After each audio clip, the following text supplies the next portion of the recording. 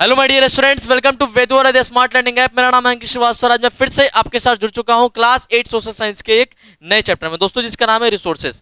देखिए, रिसोर्सेज हमारे लिए नया बिल्कुल भी नहीं है, क्योंकि हम लोगों ने इसको तो पढ़ा है ना। तो देखिए, हम लोग अभी इसमें कुछ और बातें करने जाएंगे, और लेकिन मैं चाहूंगा कि हम लोग पहले इसमें कुछ रिवीजन कर लेते हैं, ठीक है। तो सबसे पहले मैंने आपको बताया था क्या, तो रिसोर्सेज। रिसोर्सेज क्या है हम लोग समझेंगे, उसके बाद नेचुरल रिसोर्सेज और मैनमेड रिसोर्सेज, और लास्ट में हम लोगों ने समझा था कंजर्विंग रिसोर्सेज और सस्टेनेबल डेवलपमेंट के बारे में, ठीक है।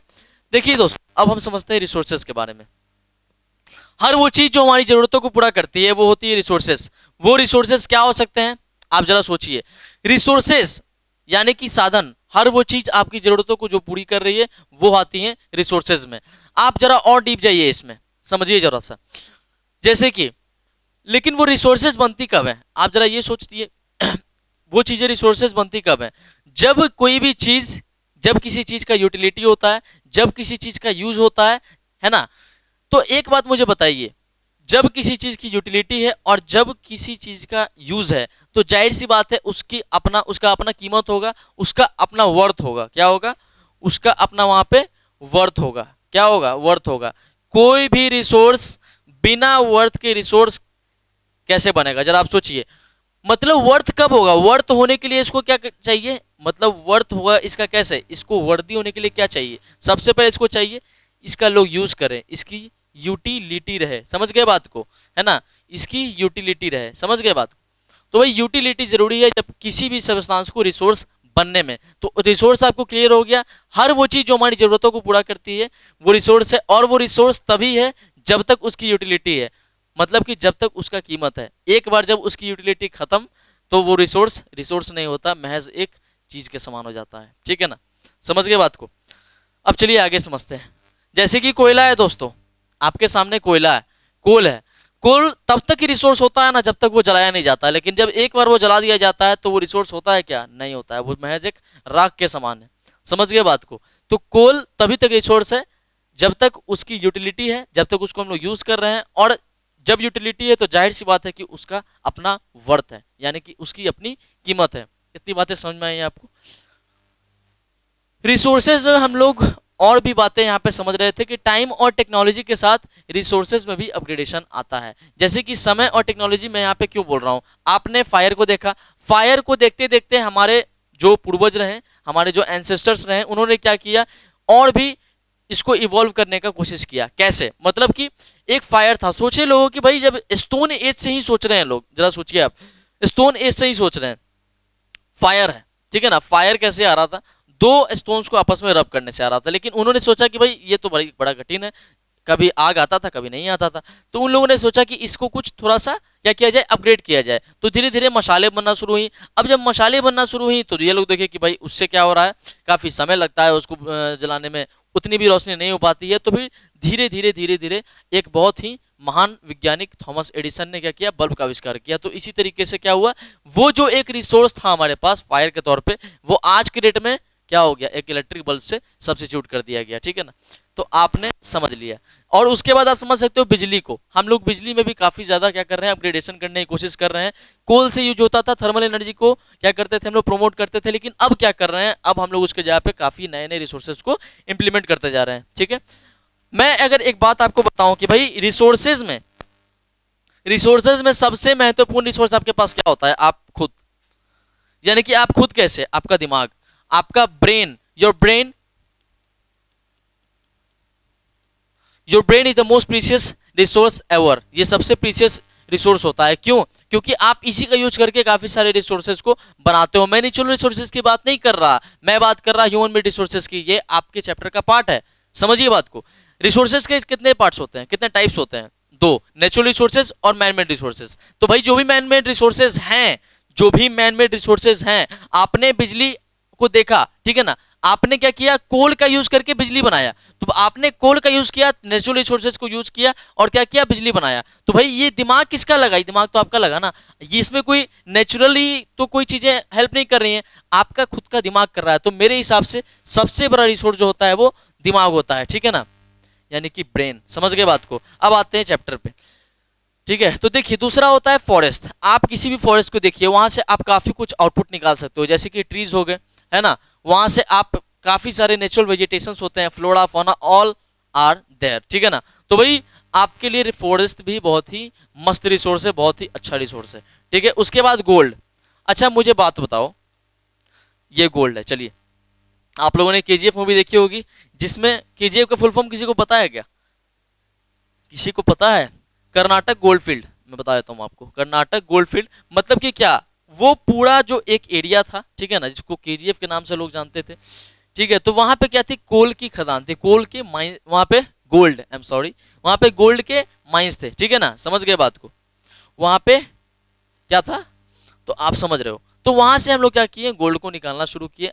भाई मैं एक एग्जांपल के तौर पे आपको बता रहा हूँ कि एक वो एक एग्जांपल है, ऐसा नहीं है कि सिर्फ यहीं से। अगर आप अफ्रीका जाओगे तो भाई वहां पे आपको मिल जाएगा केप टाउन, वहां से आप गोल्ड निकाल रहे हो। जोहान्सबर्ग मिल जाएगा, है ना, वहां से आपको जोहान्सबर्ग मिल जाएगा, वहां से आप गोल्ड निकाल रहे हो। तो भाई बहुत सारे यहाँ पे सोर्सेज हैं, ऐसा कुछ नहीं है, ठीक है ना। तो मैं बस एक एग्जांपल बता रहा हूँ, ये गोल्ड है, इसका यूज क्या करते हैं हम लोग, इससे ज्वेलरी बनाते हैं, है ना। इससे तो लोग वायर भी बनाते हैं, लेकिन काफी महंगा है, सबसे ज्यादा कंडक्टिविटी इसी की होती है, आपको पता होना चाहिए। लेकिन क्योंकि काफी महंगा है तो इससे वायर नहीं बनाते, कॉपर का यूज करते हैं। इस गोल्ड के बाद क्या आएगा, सिल्वर, सिल्वर के बाद कॉपर, क्योंकि सिल्वर भी बहुत ज्यादा महंगा है। तो gold and silver both are precious metal, that's why we do not use it in case of what, wire, making wire, ठीक है ना। तो भाई आपको पता चल गया कि इसका यूज किया है। लेकिन एक बात मुझे बताओ, अगर इस गोल्ड का यूज नहीं होता, गोल्ड ले लो, डायमंड ले लो, सिल्वर ले लो, अगर इन सभी का यूज नहीं होगा तो क्या ये हमारे लिए रिसोर्स हैं? बिल्कुल नहीं। आप किसी इंसान को भी ले लीजिए, अगर उस इंसान का आपके लाइफ में यूज है, उस इंसान का आपके लाइफ में यूज है, तभी तक वो आपके लिए रिसोर्स होगा। एक बार जब यहाँ से यूज खत्म हो जाता है, तब कोई भी रिसोर्स नहीं होता। समझ गए बात को? चलिए आगे समझते हैं।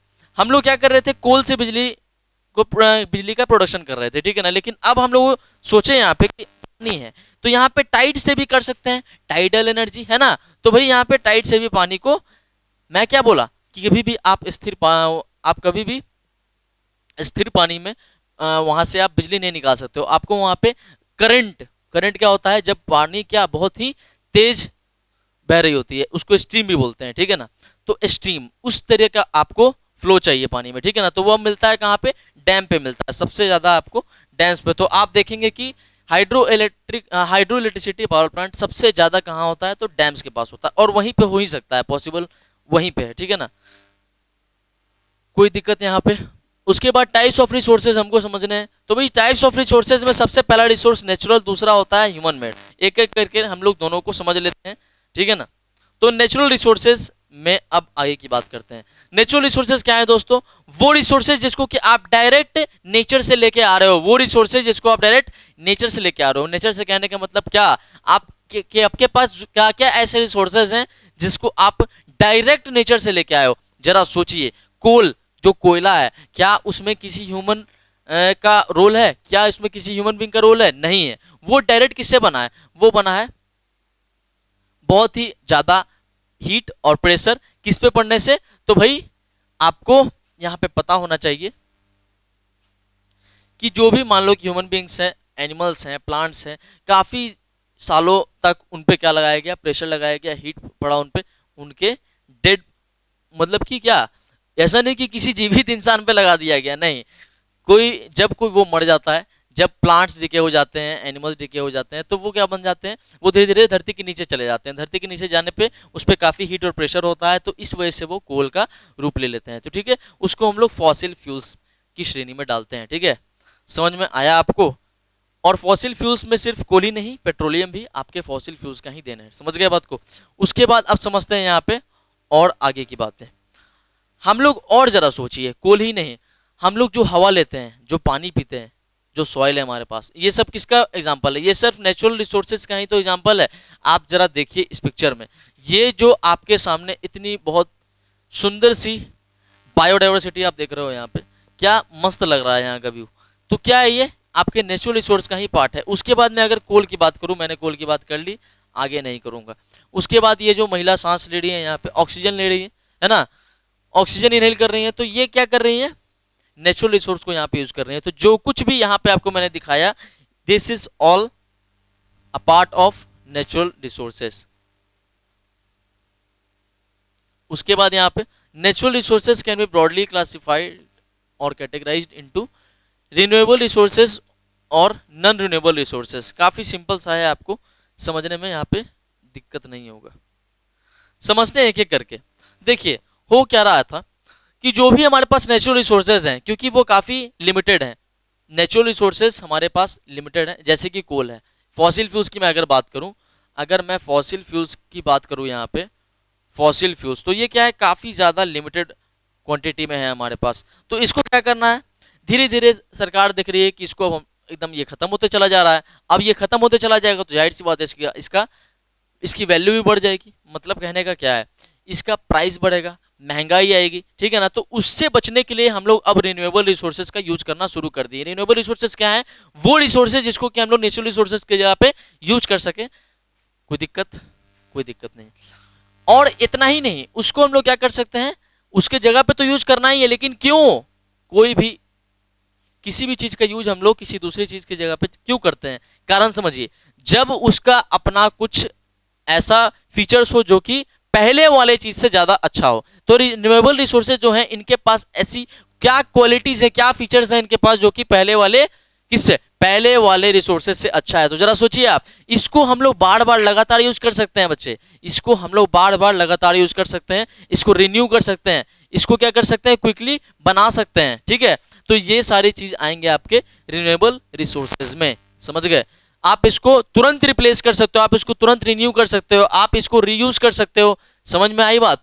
आप इसको क्या कर सकते हो, बार बार लगातार बना सकते हो, यूज कर सकते हो, कोई दिक्कत यहाँ पे नहीं है।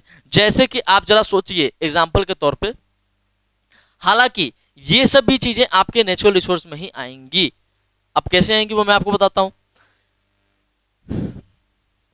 देखिए सबसे पहले यहाँ पे एक एग्जांपल आता है सोलर एनर्जी। आप जरा सोचिए, सोलर एनर्जी क्या कभी खत्म होने जा रही है? सोलर एनर्जी कभी खत्म होने जा रही है क्या? जब तक इस पृथ्वी पे जीवन है तब तक ये सन है। और सिर्फ पृथ्वी ही क्यों, और भी तो प्लैनेट्स हैं भाई।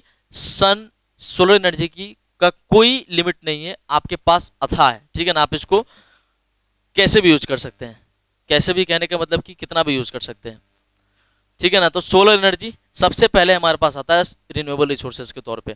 इसको हम लोग कैसे यूज कर सकते हैं, किसके, तो जो हमारे पास दूसरी रिसोर्सेज हैं जैसे कि कोल है, इसके जगह पे आप रिन्यूएबल रिसोर्सेज का यूज कैसे करोगे, समझ में आया। इसको आप इस तरीके से यूज करोगे जैसे कि सोलर एनर्जी है, आप बिजली का उत्पादन कर रहे थे किससे, कोल से। आप बिजली का प्रोडक्शन कर रहे थे ना कोल से, लेकिन अब आपको क्या करना है, आपको बिजली का प्रोडक्शन तो करना है, लेकिन आपके पास अब तरीका चेंज हो चुका है। वो तरीका अब क्या आ गया है, सोलर एनर्जी। मतलब क्या, अब आप क्या करोगे, सोलर एनर्जी से वहां पे बिजली बनाओगे। आपने फोटोवोल्टेइक करंट का नाम सुना होगा, हालांकि हमको पढ़ना अभी जरूरी नहीं है, ठीक है ना। हम लोग आगे बढ़ते हैं। उसके बाद विंड एनर्जी। विंड से भी एनर्जी होता है क्या, यानी कि आप क्या विंड से भी बिजली प्रोड्यूस करते हो। विंड मिल देखे हो कभी, विंड मिल मैं दिखाऊंगा आगे आपको। विंड मिल देखे हो, वो एकदम इस तरीके का होता है, ऐसे खंबे पे, है ना, इसके डाइनाज होते हैं, और ये क्या करते रहता है, ऐसे ऐसे फ्लो करेगा, ऐसे ऐसे घूमते रहेगा, है ना, क्या करेगा, ऐसे ऐसे घूमते रहेगा, और ये विंड एनर्जी को और बढ़ावा देगा। तो विंड एनर्जी से भी आप वहां पे बिजली का प्रोडक्शन कर सकते हो। तो क्या यहाँ पे आपको कोयले की जरूरत है जो कि खत्म होने के कगार पे आ चुका है? बिल्कुल नहीं। अब हम लोग किसको यूज करेंगे, इन रिसोर्सेज को, ठीक है। और भी आप यहाँ देखिए हाइड्रो एनर्जी, टाइडल एनर्जी, ये सारे एग्जांपल्स किसके हैं, ये सारे एग्जांपल हैं जब हम लोग पानी से बिजली बनाते हैं, जिसको हम लोग हाइड्रो इलेक्ट्रिसिटी बोलते हैं। और जो पावर प्लांट होता है उसके जगह पे उसको हाइड्रो इलेक्ट्रिसिटी पावर प्लांट बोलते हैं, कोई दिक्कत। और सबसे ज्यादा इसको लगाया जाता है कहाँ पे, तो डैम्स में, क्योंकि वहां पे पानी का फ्लो कुछ ज्यादा होता है, और पानी का फ्लो ज्यादा होना ही हमारे टाइडल एनर्जी या फिर हाइड्रो एनर्जी के लिए सबसे अच्छा होता है। कभी भी आप स्थिर वाटर में पानी नहीं निकाल सकते, इसीलिए आप देखिएगा कोई भी पावर प्लांट लगाया जाता है, कोई भी पावर प्लांट लगाया जाता है तो ये कहाँ लगाया जाता है, तो डैम्स के पास लगाया जाता है, कोई दिक्कत। आगे बढ़ते हैं। उसके बाद जियो थर्मल एनर्जी और बायोमास। देखिए बायोमास एनर्जी कैसे, कुकिंग गैस का नाम सुने हैं आप, जहाँ पे हम लोग एलपीजी यूज कर रहे हैं, तो उसके जगह पे अब हम लोग क्या यूज करेंगे, अब उसके जगह पे हम लोग बायोगैस का यूज करेंगे। काफी सारा एडवांटेज है आपके किसमें, रिन्यूएबल रिसोर्सेज में, ठीक है। मैं इसमें बहुत डीप नहीं जाऊंगा, बहुत डीप मैं गया हूं आपके एप्लीकेशन में, आप लोग उसमें जा करके देख सकते हैं। ठीक है, अब मैं बात करता हूं इसमें आगे। देखिए जितने भी चीजें मैंने आपको बताई रिन्यूएबल रिसोर्सेज में, उन सभी का एग्जांपल मैं आपके सामने यहाँ पे लेकर के आया हूँ। ठीक है ना, सोलर एनर्जी आपको पता होना चाहिए, आपको पता होना चाहिए कि सोलर एनर्जी है क्या। जब हम लोग सन से बिजली बनाते हैं तो उसी को बोलते हैं हम लोग सोलर एनर्जी, और उस सोलर एनर्जी को बनाने के लिए हमारे पास सोलर सेल्स होते हैं जो कि एनर्जी को अपने तरफ एब्जॉर्ब करती हैं, और वहाँ से इलेक्ट्रॉन कुछ जंप होता है। वो जो हम लोग को पूरा ये सिस्टम समझने की जरूरत नहीं है, लेकिन मैं आपको बता दे रहा हूँ इन शॉर्ट, आपको शायद समझ में आ जाए। ठीक है ना, जब ये एनर्जी इस पर पड़ेगी, ठीक है, तो यहाँ पे क्या होगा, इलेक्ट्रॉन ऐसा इजेक्ट होगा और ऐसा जंप करते करते ये बिजली प्रोड्यूस कर देगा। कोई दिक्कत? कोई दिक्कत नहीं। आगे समझते हैं। डैम आपने समझ लिया भाई, यहाँ से देख रहे हो कितनी तेज पानी का फ्लो, देख रहे हो यहाँ पे कितना ज्यादा स्पीड है, ये कितना ज्यादा स्पीड है, आप समझ रहे हो। तो यहाँ से बिजली आराम से निकाली जा सकती है इन दोनों से। ठीक है, उसके बाद ये है आपका बायोगैस पावर प्लांट। यहाँ से आप बायोगैस का प्रोडक्शन कर सकते हो बिना किसी दिक्कत के। चलिए अब आगे बढ़ते हैं, आगे बढ़ते हैं। हमारे पास अब और आता है non renewable resources. Non renewable resources क्या है बच्चों? मैंने आपको रिन्यूएबल रिसोर्सेज समझाया मैंने आपको रिन्यूएबल रिसोर्सेज में बताया कि भाई आप उसको रीयूज कीजिए, आप उसको रिसाइकिल कीजिए, आप उसको बार बार लगातार यूज कीजिए, कोई दिक्कत नहीं है, कोई दिक्कत नहीं है। और एक बात मैंने आपको बताई कि वो इनफाइनाइट है हमारे पास, यानी कि हमारे पास वो अनंत है, इनफाइनाइट, इनडेफिनिट। समझ में आया? लेकिन ये क्या है, ये क्या है, ये क्या है, फाइनाइट है। ये हमारे पास बहुत ही लिमिटेड क्वांटिटी में है। तो जितनी भी बातें मैंने आपको उसमें बताई, जितने भी मैंने आपको फैक्टर्स बताए रिन्यूएबल रिसोर्सेज के, वो सारा को आप कुछ आप इसमें ले आकर के चेंज कर दो, उसको पलट दो, उसको पलट दो। रिसाइकल हो सकता है नॉन रिन्यूएबल रिसोर्सेज, तो नहीं हो सकता है। रिन्यू किया जा सकता है, तो नहीं यूज किया जा सकता है। रीयूज किया जा सकता है, नहीं यूज किया जा सकता है। उसके बाद और जरा सोचिए आप, इसमें हम लोग क्या है, इसको बार बार लगातार यूज कर सकते हैं? नहीं कर सकते हैं। और एक बात और, रिन्यूएबल रिसोर्सेज हमारे पास अनंत है, लेकिन ये हमारे पास लिमिटेड क्वांटिटी में है। That's why we call these resources as finite resources. कोई दिक्कत इसमें आपको? और देखिए यहाँ पे कुछ एग्जांपल्स मैं आपके सामने लेके आया हूँ, मैं इसको फिर एक्सप्लेन करूंगा। फॉसिल फ्यूल्स जैसे कि कोल, पेट्रोलियम, ये सारा कुछ उसी में आता है। यूरेनियम, यूरेनियम से भी बिजली बनता है। ठीक है ना, यूरेनियम वैसे सबसे ज्यादा यूज किया जाता है आपके न्यूक्लियर रिएक्टर में, या जब आप लोग न्यूक्लियर बॉम्ब्स बना रहे होते हो तो इसमें यूरेनियम चाहिए होता है। ठीक है ना, यूरेनियम चाहिए होता है। जब एक बात मैं आपको बता दूं, जब यूएसए जापान पे दो बॉम्ब्स गिराया था, जिसका नाम था, दो बॉम्ब्स गिराया था, लिटिल बॉय करके ऐसा कुछ बॉम्ब था उसका। ठीक है ना, तो भाई जापान की दो सिटीज उससे प्रभावित हुई थी, जापान की दो सिटीज उससे इफेक्टेड हुई थी, जैसे कि हिरोशिमा और नागासाकी। कौन कौन सी? Hiroshima, Nagasaki. उस जगह पे जाना आज भी बैन है, क्योंकि वहां पे जो बच्चे पैदा होते हैं वो क्या होते हैं? Physically disable. क्यों? क्योंकि वहां पे यूरेनियम भर चुका है। क्योंकि जब वहां पे न्यूक्लियर बॉम्ब छोड़ा गया था तो उसके साथ साथ वहां पे यूरेनियम भी गया था, और यूरेनियम के कहीं पे मौजूद होने से फ्री स्टेट में वो क्या करेगा, वहां पे लाइफ सरवाइव नहीं होने देगा। तो यही नहीं, इससे 100 किलोमीटर दूर तक का कोई उपाय नहीं है, आप यहाँ पे नहीं जा सकते। This area is prohibited for everybody, not only Japanese but also for overseas. ठीक है ना, तो हम लोग आगे समझते हैं। नेचुरल गैसेज, जो भी नेचुरल गैसेज आपके पास हैं, क्या आप उसका यूज कर सकते हैं? नहीं यूज कर सकते हैं। मैंने क्या बोला? क्या आप उसको अनंत समय तक यूज कर सकते हैं? आप उसको इनफाइनाइट पीरियड तक यूज कर सकते हैं? नहीं कर सकते हैं। आप उसको फाइनाइट पीरियड तक यूज करेंगे। समझ में आया? उसके बाद क्रूड ऑयल, क्रूड ऑयल में आपका पेट्रोलियम प्रोडक्ट्स आते हैं। ठीक है ना, पेट्रोलियम प्रोडक्ट्स हम लोग उसी से बनाते हैं। ठीक है, उसके बाद यहाँ पे कुछ नॉन रिन्यूएबल रिसोर्सेज मैं लेकर के आया हूँ। एक बात मुझे बताओ, जो ड्रिंकिंग वाटर है, अगर एक बार ये नाली में चला गया, अगर ये जो ड्रिंकिंग वाटर है एक बार ये ड्रेनेज में चला गया, ठीक है ना, ड्रेनेज छोड़ी, हाँ ड्रेनेज, या फिर ये सीवेज में चला गया, क्या आप इसको दोबारा पियोगे? नहीं पियोगे, नहीं पियोगे ना।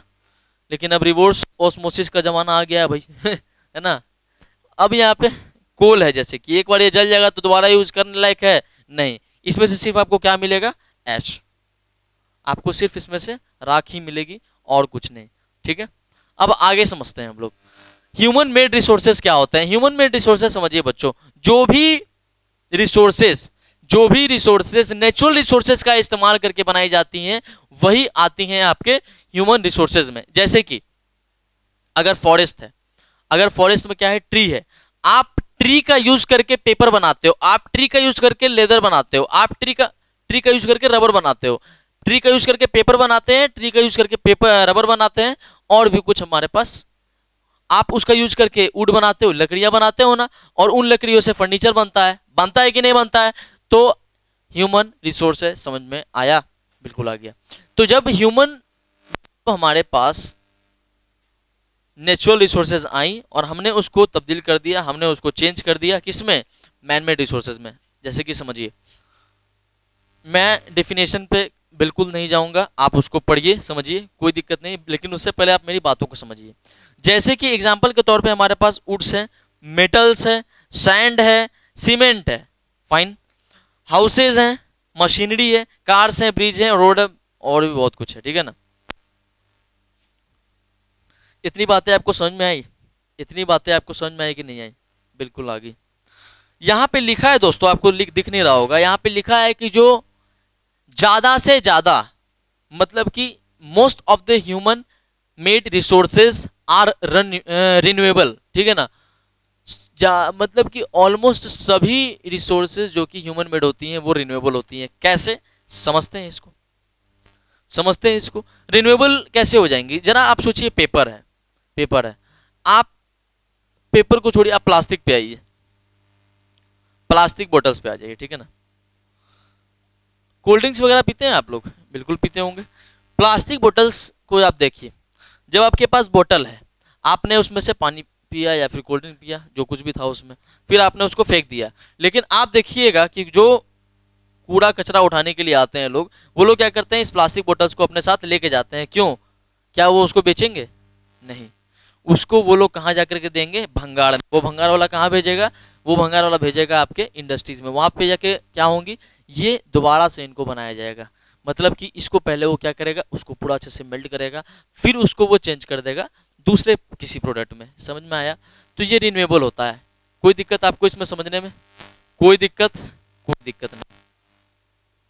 और भी आप काफी सारे एग्जांपल्स ले सकते हैं ह्यूमन मेड रिसोर्सेज के, जो कि रिन्यूएबल हैं, और आप इसको खुद से करेंगे तो हो सकता है कि आपको और ज्यादा अच्छे से समझ में आ जाए। ठीक है ना, फिलहाल आप इतना समझिए, इतनी बातों को समझिए यहाँ पे, आपकी जो भी ह्यूमन मेड रिसोर्सेज होता है उसको हम लोग बनाते कैसे हैं, उसमें हम लोग सबसे पहले नेचुरल रिसोर्सेज का यूज करते हैं, तब जाके उसको हम लोग बनाते हैं। कोई दिक्कत, आप यहाँ पे देख सकते हैं काफी सारे आपको एग्जाम्पल्स देखने को मिल जाएंगे। जैसे कि यहाँ पे आपको देखने को मिलेगा नोट में किसका यूज होता है, नोट में पेपर का यूज होता है, और पेपर किससे बनता है, तो ट्री से बनता है। तो ट्री से हमने पेपर बनाया, पेपर से हमने नोट बनाया, नोट्स में तो आज तक प्लास्टिक का भी यूज होता है। आजकल के नोट में प्लास्टिक नोट्स भी आने लगे हैं, जो 2000 के नोट आपके पास है, that is made up of plastic. ठीक है ना, हालांकि उसमें पेपर की मिक्सिंग होती है। समझ में आया, तो भाई आप यहाँ पे देख रहे हो नेचुरल रिसोर्स है, यहाँ पे मैन मेड रिसोर्सेज बनाया गया कि नहीं, ह्यूमन मेड रिसोर्सेज। कोई दिक्कत, हर एक रिसोर्स जो आपके पास है उसमें नेचुरल रिसोर्सेज का यूज हुआ ही हुआ है। ठीक है ना, ऐसा कुछ भी नहीं है। अगर आप ब्रिज की बात करो तो ब्रिज में जितने भी चीज लगे हुए, एग्रीगेट्स हैं, इसमें मेटल्स हैं, इसमें सीमेंट्स हैं, सैंड है, तो सारा कुछ सैंड एक मैं मानता हूं कि नेचुरली ऑब्टेन्ड है। ठीक है ना, लेकिन और भी जरा आप सोचिए, जितना कुछ भी है तो ये सब है क्या। लेकिन एक बात जरा सोचिए, नेचुरल रिसोर्स तो है आपके पास, बहुत सारे रिसोर्स है, लेकिन जब मानव आया इस धरती पे तभी ना वो बताया कि ये रिसोर्स है हमारे लिए। लेकिन उससे पहले क्या था, वो एक तरह का कचरा था। अगर सोना भी था धरती पे, सोना आज से तो नहीं है, आपको पता है कि बनने में इन लोगों को हजार लाखों साल लग जाते हैं। ठीक है, तो आज से तो नहीं है, लेकिन पहले क्यों नहीं इसको एक्सट्रैक्ट किया गया, क्योंकि पहले पता नहीं था। तो that's why I always refer human as a most important resource ever. और इसको मैं और एक्सप्लेन करूंगा आगे जाके। ठीक है, चलिए देखिए, हम आपके पास ये देखिए, ये अमेरिका का कांग्रेस पार्लियामेंट। ठीक है ना, अमेरिका के पार्लियामेंट को कांग्रेस बोलते हैं। ठीक है ना, इसके अपर हाउस को सीनेट बोलते हैं। तो भाई इसका जो बिल्डिंग बनाया गया है, ये भी किससे बनाया गया है, जो एक नॉर्मल बिल्डिंग बनता है ना, और नॉर्मल बिल्डिंग में क्या क्या यूज होता है, सीमेंट यूज होता है, एग्रीगेट्स यूज होते हैं, आयरन यूज होता है, यही सब यूज होता है ना, आयरन बार्स यूज होते हैं, और आपका सैंड यूज होगा। तो ये सब आया कहाँ से, ये सब लाए कहाँ से, इसको हम लोग सबसे पहले सीमेंट कैसे बनाए, क्लिंकराइजेशन करके। सीमेंट में क्लिंकराइजेशन से ही सीमेंट बनाया जाता है, ठीक है ना, मतलब कि क्लिंकराइजेशन से ही सीमेंट बनाते हैं। इसमें लाइमस्टोन का यूज करते हैं। तो लाइमस्टोन कहाँ से आया है, लाइमस्टोन तो नेचुरल है आपके पास भाई, नेचुरल है ना, नेचुरल है। तो ओवरऑल समझ में आ गया यहाँ तक हमें कि भाई जितनी भी ह्यूमन मेड रिसोर्सेज हैं वो सारी पहले नेचुरल थी, और अब जाकर के उसको हम लोग क्या कर दिए, मैन मेड में चेंज कर दिए। कोई दिक्कत है? यहां पे एक वाक्य लिखा है बच्चों कि human being are a special resource, people are human resources. देखिए यही मैं आपसे बोल रहा था कि जो ह्यूमन बींग्स है ना वो सबसे इंपॉर्टेंट रिसोर्स है, क्योंकि each and every type of resource is a resource just because of the involvement of human beings. समझ में आया? कोई दिक्कत? Human resources development. अब इस रिसोर्स का मतलब कि ह्यूमन रिसोर्स डेवलपमेंट करने का मतलब क्या, यानी कि जो आपके पास ह्यूमन रिसोर्स है, ह्यूमन रिसोर्स के जगह पे यहाँ पे हम लोग ह्यूमन बींग्स को डिनोट कर रहे हैं, ठीक है ना, समझिएगा बात को। जो ह्यूमन बींग्स है बच्चों, यहाँ पे बताया जा रहा है कि उनका डेवलपमेंट, यानी कि ह्यूमन रिसोर्स का डेवलपमेंट। देखो ह्यूमन रिसोर्सेज में एक यहाँ पे बताया जा रहा है, इस स्टेटमेंट को पहले आप समझिएगा इसको। जो पीपल्स हैं, लोग हैं या फिर ह्यूमन बींग्स हैं, ठीक है ना, वो एक तरह के क्या है, ह्यूमन रिसोर्स है। वो एक तरह के क्या है, ह्यूमन रिसोर्स है। कोई दिक्कत? कोई दिक्कत नहीं, ठीक है। उसके बाद यहां बताया जा रहा है कि भाई improving the quality of people's skill. समझिए, जो ह्यूमन रिसोर्स हमारे पास अभी अवेलेबल है, मतलब उसको क्या करना है, उसका डेवलपमेंट करना है। तो जरा आप सोचिए, जब आप बच्चे थे, जब आप 9-10 साल के होंगे, तब से आपके मम्मी पापा आपके ऊपर क्या कर रहे हैं, इन्वेस्टमेंट कर रहे हैं। क्यों? क्योंकि आपका डेवलपमेंट हो सके। डेवलपमेंट क्यों? क्योंकि आप जाकर के बाद में कुछ उनको अलग से रिसोर्स दे सके। मतलब कहने का साफ है कि भाई हर एक ह्यूमन अपने आप में एक रिसोर्स है, और हर एक ह्यूमन रिसोर्स को डेवलप करना बहुत जरूरी है। अगर आपको पायलट बनना है, अगर आपको पायलट बनना है, इंजीनियर बनना है, डॉक्टर बनना है, तो आप क्या करोगे, आप अपने स्किल्स को इंप्रूव करोगे। अगर आपको डॉक्टर बनना है तो आप बायोलॉजी ज्यादा पढ़ोगे या फिर सोशल साइंस ज्यादा पढ़ोगे, आप बायोलॉजी पढ़ोगे। जिस किसी को आईएएस ऑफिसर बनना है वो क्या पढ़ेगा ज्यादा, वो आर्ट्स का सब्जेक्ट ज्यादा पढ़ेगा, कुछ साइंस भी पढ़ेगा, है ना। तो भाई आप समझ रहे हो बात को। तो यहां पे क्या किया जा रहा है, ह्यूमन रिसोर्स को डेवलप किया जा रहा है, उनके स्किल्स को डेवलप किया जा रहा है। तो मैं यहां पे समझाना यही चाहता हूं कि भाई आप अपने स्किल्स को डेवलप कीजिए, बिकॉज ह्यूमन रिसोर्स डेवलपमेंट तो आपका एक टॉपिक ही है। तो जो लोग भी अपने स्किल्स को डेवलप नहीं करते हैं, तो जरा आप समझ जाइए यहां से कि भाई आपका जब ये बुक में दिया है, जब ये बुक में दिया है और सिर्फ आपके 8 क्लास के बुक में दिया है, तो समझ जाइए कितना ज्यादा जरूरी है। 8 क्लास का बच्चा समझ जाएगा और आप नहीं समझोगे, तो आपके लिए ये काफी ज्यादा बेकार हो जाएगा मामला, ठीक है ना। आज आप देखते हो कि काफी सारे मिशन चलाए जाते हैं, काफी सारे इसके ऊपर काफी कोर्स लाया गया है कि भाई एंटरप्रेन्योरशिप, डिजिटल मार्केटिंग, मतलब इस तरीके से आप समझ सकते हो। और भी काफी कुछ है। हम लोग क्या करते हैं, कोर्स करते हैं, इंग्लिश स्पोकन कोर्स करते हैं। क्यों करते हैं? अपने इंग्लिश लैंग्वेज को और इनहेंस करने के लिए, अपने इंग्लिश स्पीकिंग को और इनहेंस करने के लिए हम लोग इसीलिए करते हैं ना। तो इस जगह पे हम लोग क्या कर रहे हैं, अपने जो ह्यूमन रिसोर्स हैं, यानी कि ह्यूमन बींग्स खुद को क्या कर रहे हैं, डेवलप कर रहे हैं। तो ह्यूमन रिसोर्स डेवलपमेंट आप लोगों को यहाँ से क्लियर हो गया होगा, आई होप सो, ठीक है। सो दोस्तों यहाँ पे खत्म होता है हमारा ये टॉपिक।